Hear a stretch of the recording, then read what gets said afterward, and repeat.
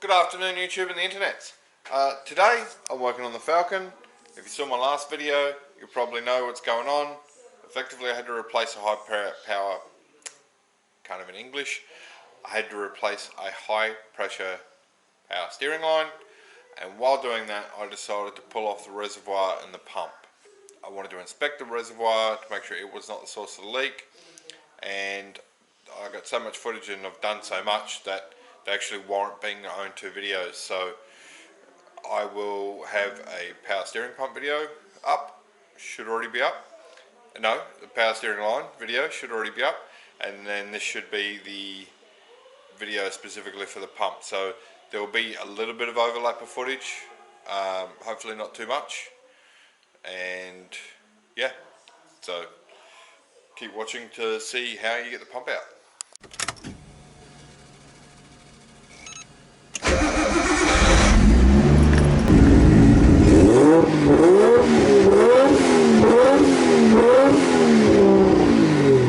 If you look at the high pressure line running all the way down there, it is covered in power steering fluid, and when I look in here, we are down at the low level. These are notorious for leaking power steering fluid, but it may well actually be the reservoir. So I've actually got the power steering hose, the high pressure hose, so the intent was just to replace that, but as soon as I got in here I went, oh hang on, these things always have leaky reservoirs, and then they leak onto the alternator, and then the alternators get fried. It's a very, very common issue for these things. So for starters, I'm going to try and get as much fluid out of that reservoir as possible, and to do that I'm going to get a syringe. So I couldn't find a syringe, grabbed the next best thing. This is one of my gearbox oil transmission pump bottles. So what I'm going to do is set it up. Put the fill end inside the bottle, turn it so it can't pop out.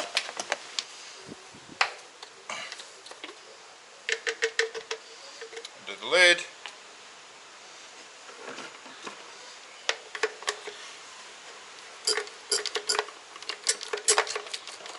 And pump out the fluid.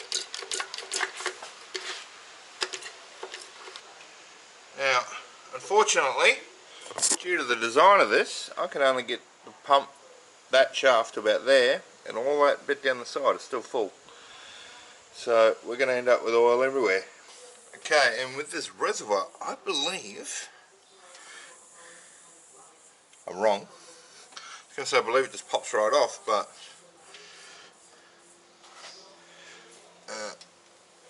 something's holding it in. I wonder if the whole power steering pump has to come off.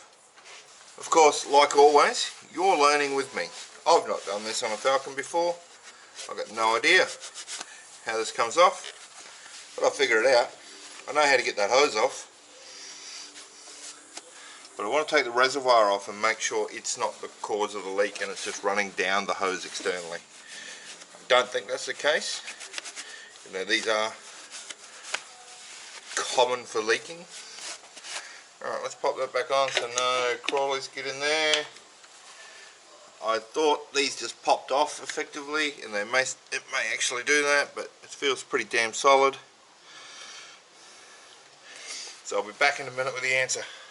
So, I have investigated how the reservoir comes off the pump. It's going to be easier to take off the pump rather than try and get that off while it's in place, whether or not that's even possible. There's a clip underneath. Yeah, I don't think you can even get access to it, and a clip on the under here as well. So looks like the pump actually has to come off to gain access to the reservoir.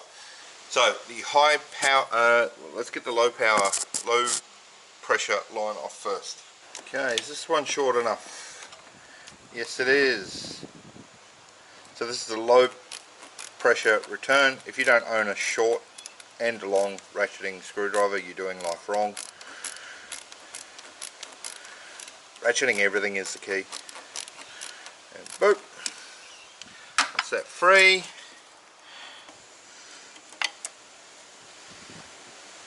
Am I going to split the hose because I'm doing this one-handed? Probably. Nope.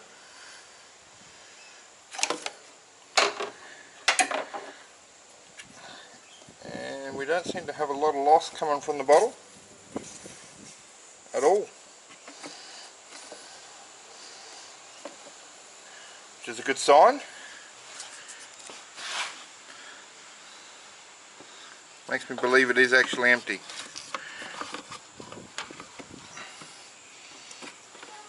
No, here it comes. There was just a blockage in the line. Let's pop this under here. It's gotten tight again somehow.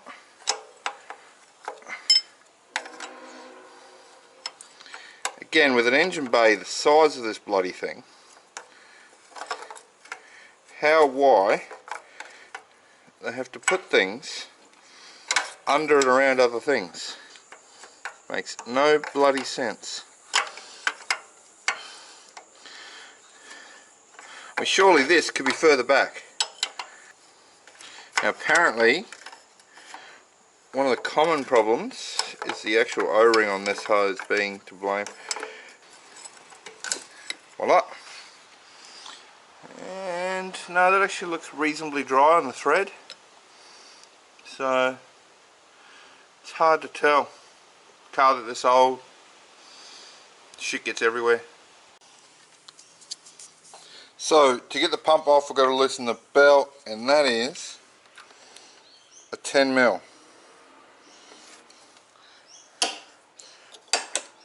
Stay. What the actual fuck? Fucking hell. Like, that's magnetic. Yeah, obviously that was fake as fuck, like all of those videos. Can I get this in here? Oh, come on. Come on, fan shroud. Work with me. Work with me, brother. Come on. Let me get in there. 2 hands, I reckon I can do it. It appears I have no choice but to remove the fan shroud to get at the tensioner to get at the power steering pump. Going to a lot of extra effort just to make sure that reservoir is not leaking. Yes, that's a Phillips head, and that's a flathead bit. Fight me. I am not taking the radiator hose off. There we go. There it is.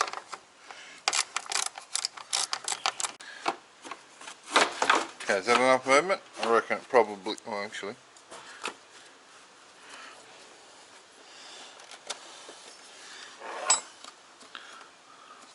Oh, that's going to be the plug for the actual fan.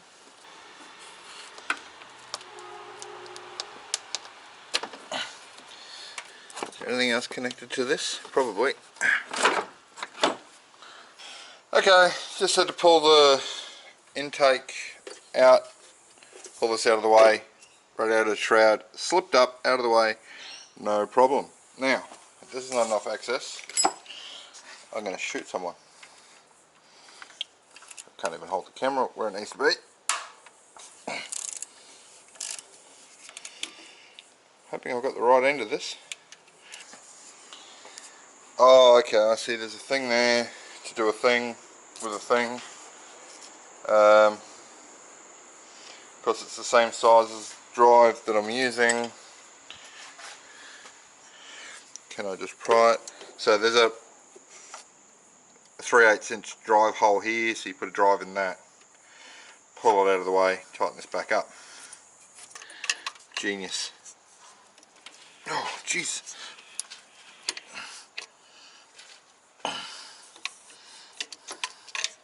That's the way it goes. Yep. Bigger stick. So this is a stupid design. Just because of how tight the damn thing is, it's very hard to pull that up. And I can't film it, but I'm going to do that bolt up at the same time as I hold that. Good thing I've been going to the gym recently. Oh, that's the right size. Look it. How did I do that? Now seriously, where did the 10mm go this time?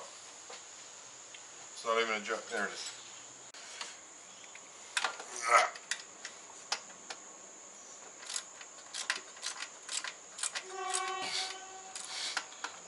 that's bad.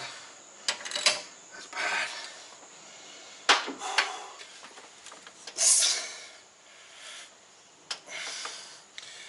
What if I can just...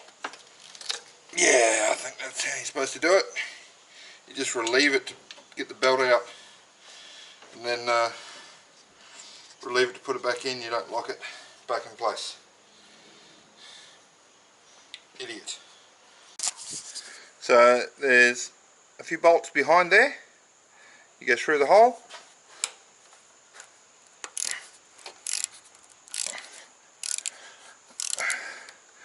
There's one. Long socket or extension, we'll get it. Oh, there's one there. Too far, somewhere around there. Doing this by braille. We'll swap hands and sides of the car to make it easier.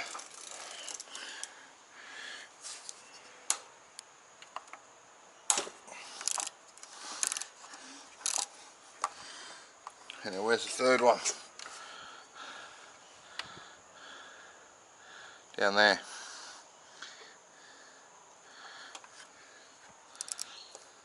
That's on.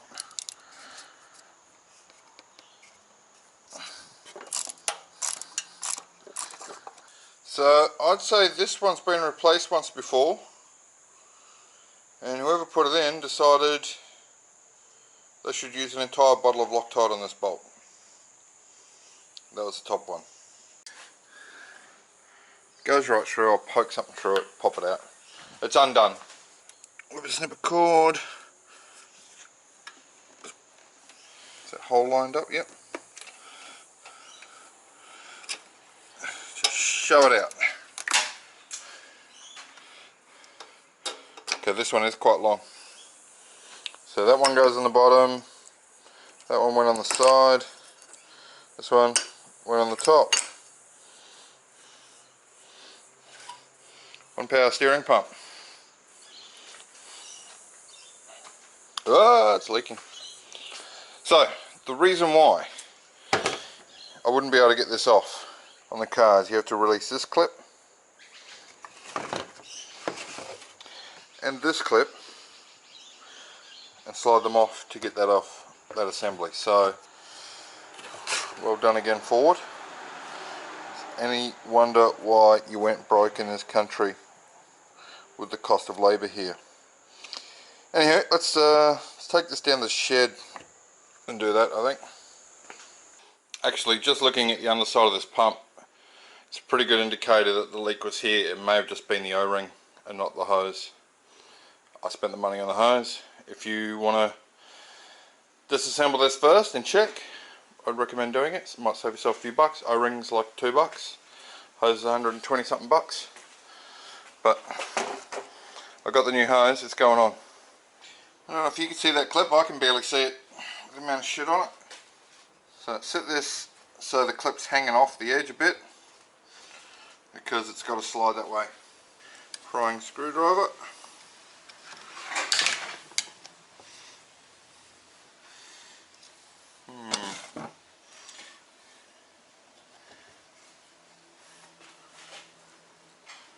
And my arm's in the way, but I'm just going to tap the clip off like that. That way. You got no chance of seeing this one. If I don't get to see it, you don't get to see it. Okay, so clip. One off. Two off. And then this pulls away. You see down there, this where the tube goes in with an O-ring on it. Voila. O-ring stayed in there. Here's our reservoir. Here's our pump. So first thing I'm going to do is just clean both of these up. Got some degreaser and hose and just clean them before the sun goes down. So I have cleaned the reservoir and the pump. It's taken a while, but I've got them both really clean, and I can't put them back in the car until they're dry. So what I'm going to do is I'm just going to plug the outlets on that reservoir, fill it up with water, let it sit overnight, and make sure it's not leaking, which by the looks of it there's no reason it should leak, but I'll do the test since I've got it off. The pump feels fine, there's no shaft play or anything on that. Any water that's gotten in it, I definitely want it to dry out, so I'm going to let it sit overnight, and then I will put some power steering fluid through it tomorrow before I reinstall it. Make sure I pump that by hand through it to flush out any residual water in any of the chambers. I've seen the inside of them, so there's potential for water to sit in there. It should be soaked with oil internally anyway, but just to be safe, because you know, I hosed it, washed it with water after the degreaser, and brake cleaner is what I used, and they come up pretty good. But yeah, I'm going to let them dry, and then check the reservoir in the morning for leaks. If it's still got all the water in it, it's fine. Tip it out, let it dry, I can air blow that out, and then put metho in it. Metho emulsifies with water, so it's an old trick we used to use with old outboards. If you ever rolled a boat, which we used to do quite frequently back when I was in the surf club many years ago, you'd pour water straight into the carburetor. It'd mix with the water and allow it to burn off. Yeah, effectively it makes the water go away. It doesn't go away, but it makes it not make things work. So if you use water to metho to emulsify with water to clear it out of a passage or out of the internals or something, it works quite well. Anyway, call it a night, and I'll be back tomorrow to finish this job. I'm in no rush, so hence why I'm happy to sit here and let the stuff wait dry. But yeah, I'll have dinner and go to work and come home tomorrow and finish. For YouTube and the internets, for you it's been about 6 seconds, for me it's been 6 weeks. I cleaned up the pump and the other parts, they all come up real nice, but I kind of had to drop it and go away for work and do stuff. And this pump has been sitting for 6 weeks exposed to the elements. So before I go bolting it back onto the car, I'm just going to put some power steering fluid through it, just to lubricate it and push out any residual moisture or debris or anything that's gone into the pump in my absence for the last few weeks. Set up a little rig here, just put an old hose over there, it's going to drop down to there and catch that. That's the in, that's the out. Fill it up, turn the pump out any junk that's in there. So the idea of this is just to make sure that the fins are really well lubricated and we don't cause any damage to the pump on startup. Now the actual transmission fluid for these is power steering fluid for these is actually a different type of fluid. It's a full hydraulic fluid for using tractors.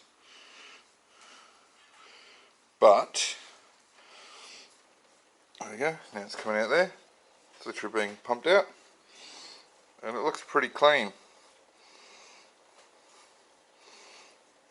But this will just make sure everything's well lubricated when it starts up and I don't launch the pump because of a puddle of water or something that was sitting in there.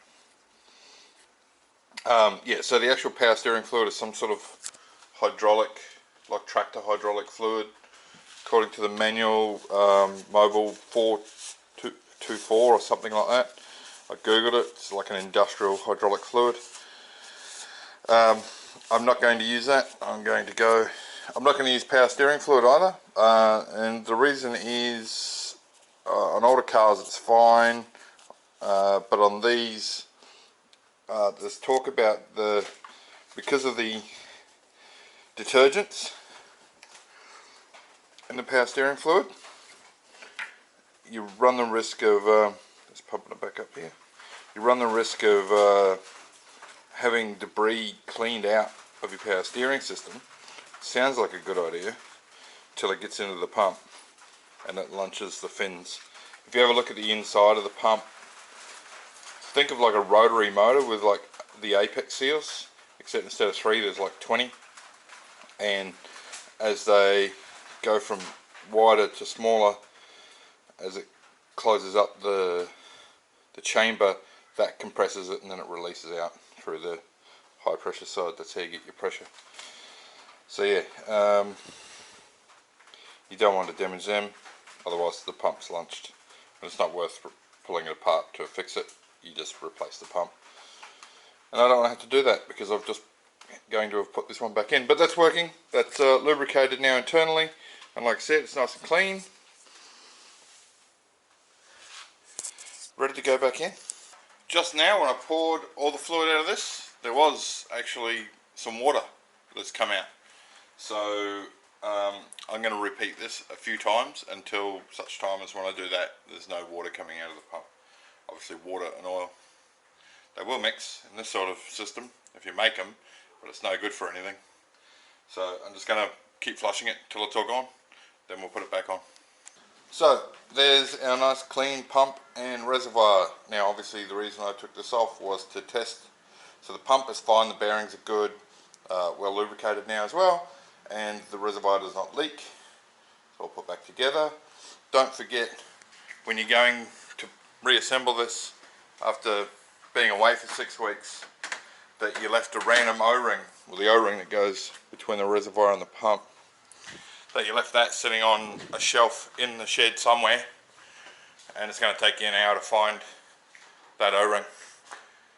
Or you could have a packet of random O-rings and have the right one laying around. I found the right one. I found the one I took out. So let's put this bad boy back in place.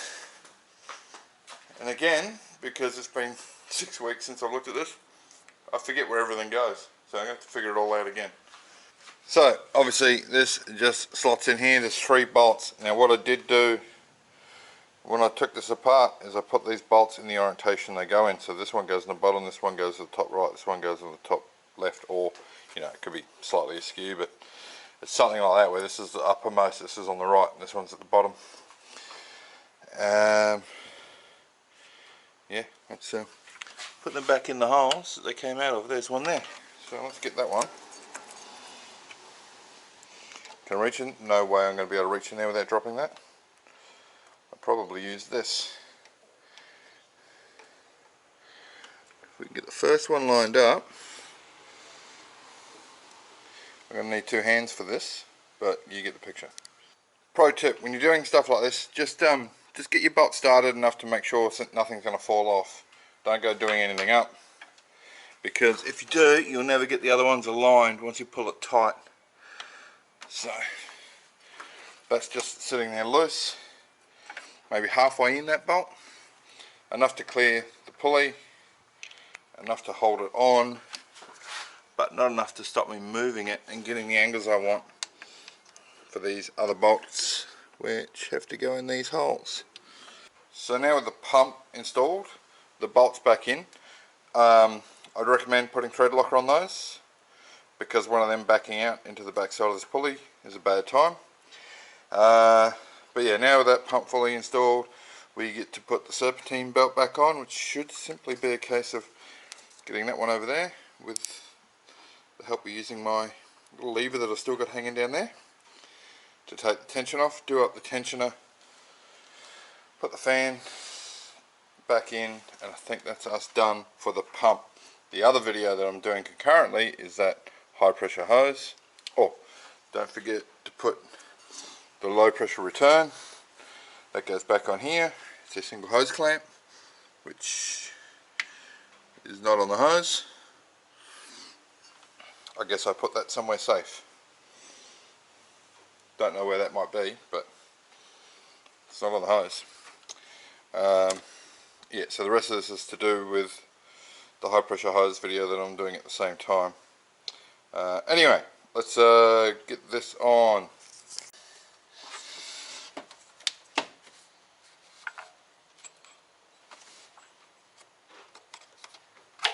There we go. Lovely. That cracking sound you heard was my hand. I'm going to do this back up.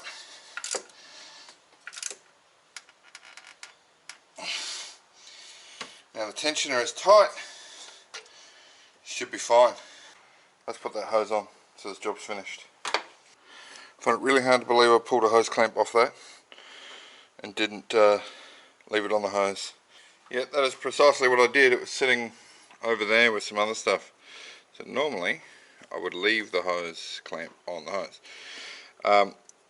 Now also remember, when you're putting these on, put them on in an orientation where you can easily get onto them. So you could turn that upside down and it would be, let me show you. So I've had it that way, for example. Yeah, you can still get at it in this case, but if it's rotated at all, it's no good. But I would still much rather have even more access on the open side like this. So that's our low pressure return, and I believe I use this to undo it, so I'll use it again to do it up with 2 amps. Man, I've done this really hard.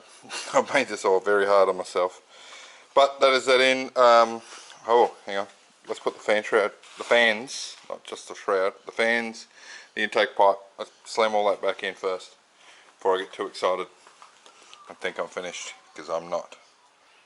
That's gonna be upside down, isn't it? Yeah, you dickhead.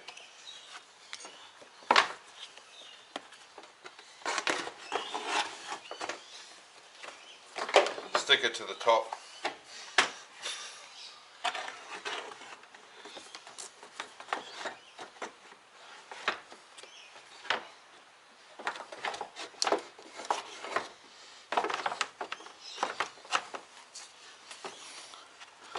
What are we hitting? Came out real easy.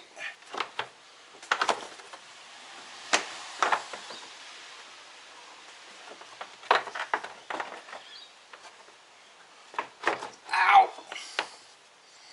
Well, I guess those bottom locatey things located, because it slipped right down and the bottom is held to the front of the car. And everything seems to line up here.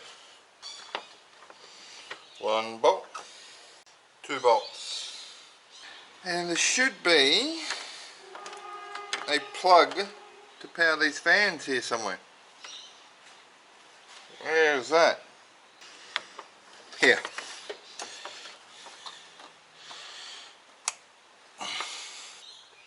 That's why I have this little 10mm socket somewhere where it goes against the hose. It's a bit tight in there, but that's okay. Now, I can't remember, but I feel like that hose should go under there. Seems to fit so nice. I don't think it can go the full length to come out there, but I feel like that's where it goes. Once this clips on here, for it to sit there,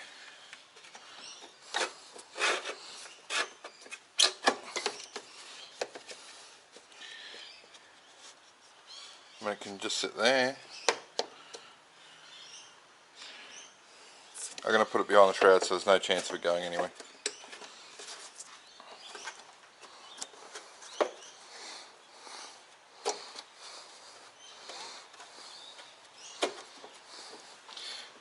Much better.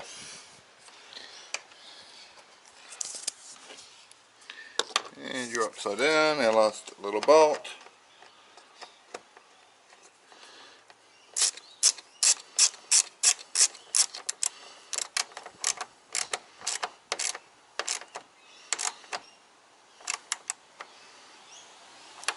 Not too tight, because it's just going into plastic. I do love how quick and easy these fan shrouds are, and fan assemblies, which are a part of the shroud. How quick and easy they go in and out. That is, we're going to speak too soon if I say I'm done. Intake. Let's do that. So feed the end down there. Slip it on.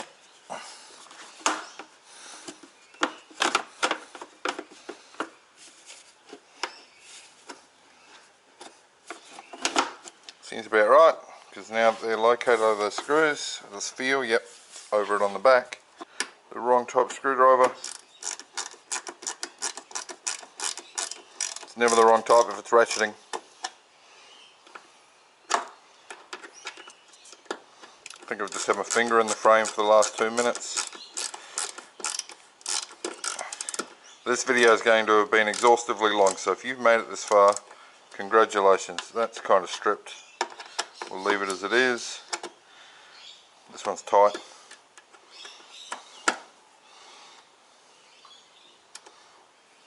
Yeah, no, that's just screwing around in the plastic.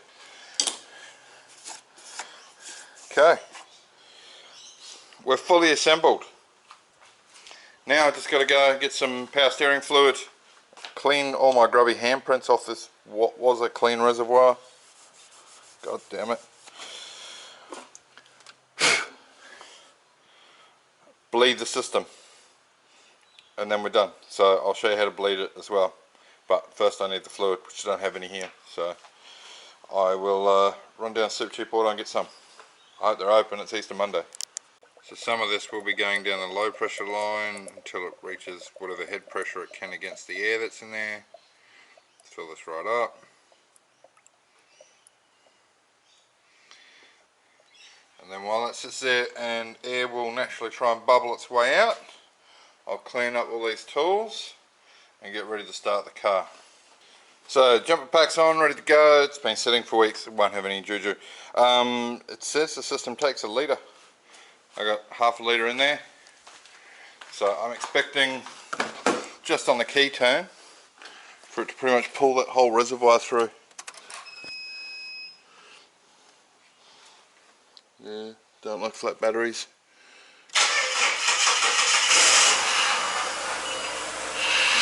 Oh, you can hear it.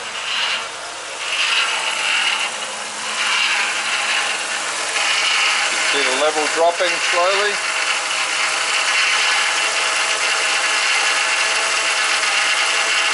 I really hope it stops making that noise in a hurry.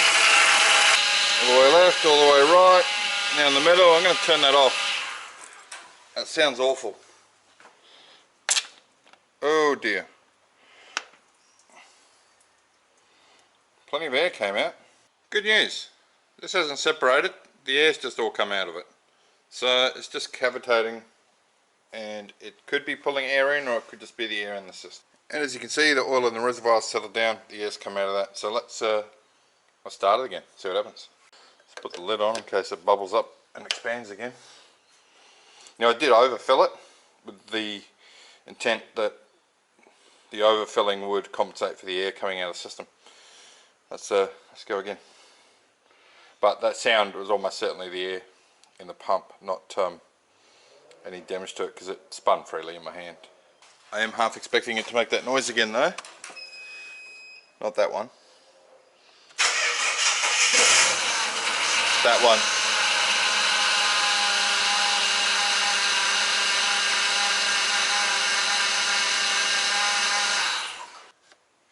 I'm going to turn it on again and watch the fluid. It should really be a simple case of starting it and keeping the fluid up to it and then turning the wheels, and then that'll be about it.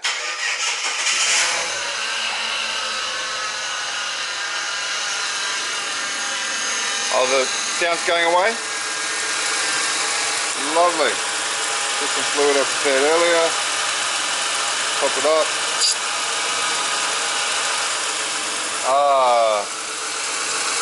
I'm not panicking anymore. I'm going to turn it off in a second because the level's getting low.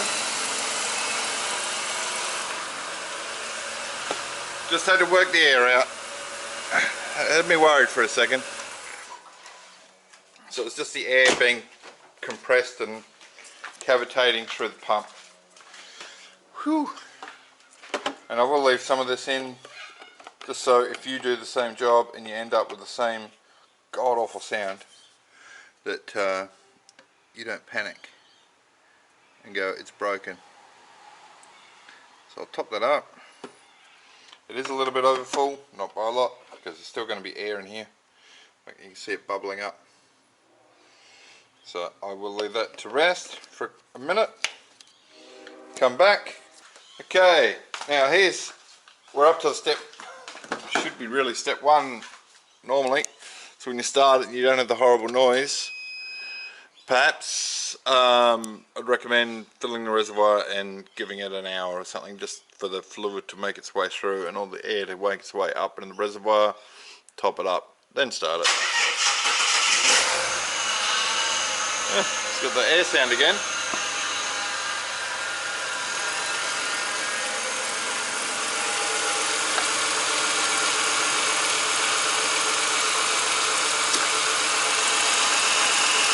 Fluid looks alright. The air's been pumped out almost instantly. So now, just turn our steering all the way to the left. Oh, and I can feel it shuddering. And that's air being pulled through the pump. All the way to the right. Back to the middle, still shuddering. Let's check the level. Do it again. Looks alright, you can see the level there. Maybe you can't, I can quite clearly. Do it again. You don't have to necessarily do this up in the air. I just figured I'd do it, make it a bit easier on the system before putting it down and repeating it. In fact, I've never done it in the air. I just thought it might be wise. Been no change in the level. Doesn't sound like any air's come through. So let's drop it down on the ground and we'll do the same thing. And yes, before I put it on the ground, I did get all my tools out from under the car. Let's go again.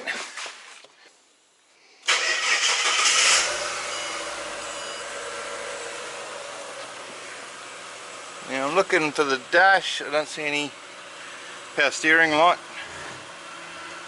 for low pressure. Give that a turn.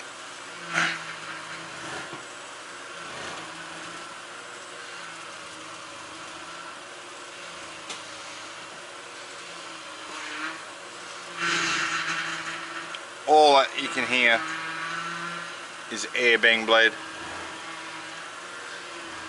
There's quite a lot in there, obviously.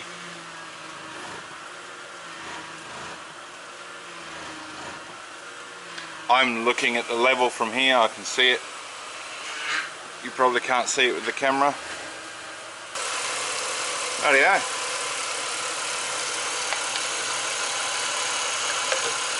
Any residual air still in there should make its way out. I would now normally degrease the engine bay, make sure everything's clean and tidy, let it dry, take it for a test drive, but can't degrease it in the rain, and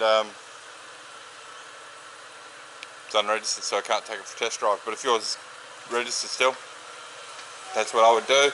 So you degrease it first, clean it, make sure everything's neat and tidy, take it for the test drive after everything's dry, and you should be able to see if there's any leaks or anything like that.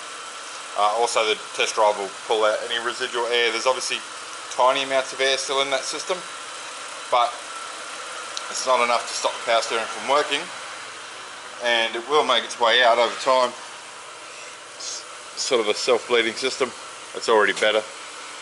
Yeah. Just that little bit of a shudder.